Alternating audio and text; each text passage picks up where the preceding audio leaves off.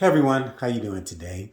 I've heard people make comments about certain people's behavior as if that person's behavior is the criteria for whether or not that person will make it into heaven. I've heard some Christians basically refer to certain lifestyles or certain patterns of behavior as being capable of sending a person's soul to hell.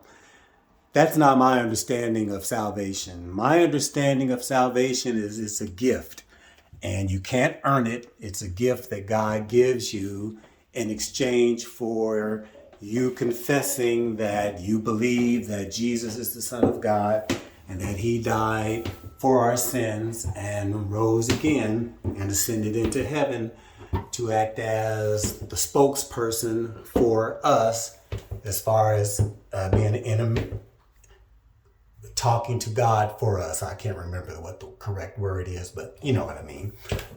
So being that that's my understanding, my feeling is that salvation is a gift. You don't earn it. Once you are saved, you're saved, period. Now, I do believe that we are going to be held accountable on Judgment Day for our behaviors while we were here on earth.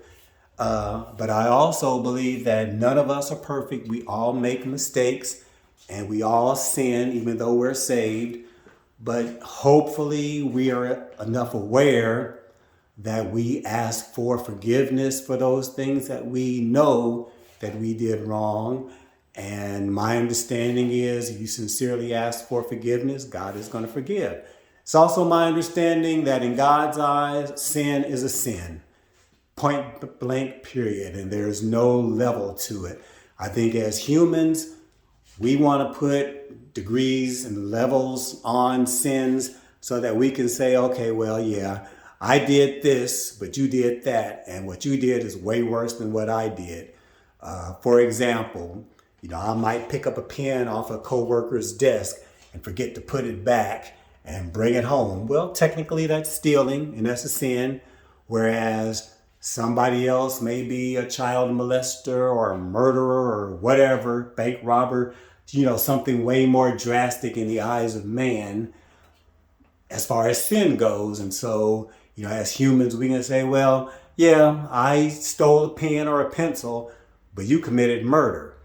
Well, in God's eyes, it's all the same. And I think also as humans, and especially as humans of faith, sometimes I think we have problems in realizing that all souls on this earth have the potential to make it into heaven, no matter what we did on earth while we were here.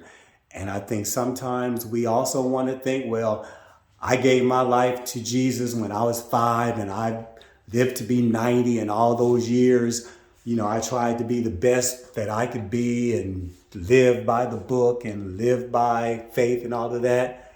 Whereas somebody on their deathbed that's 90 years old and lived a life just full of doing whatever, how they felt doing it in the moment, whether right or wrong.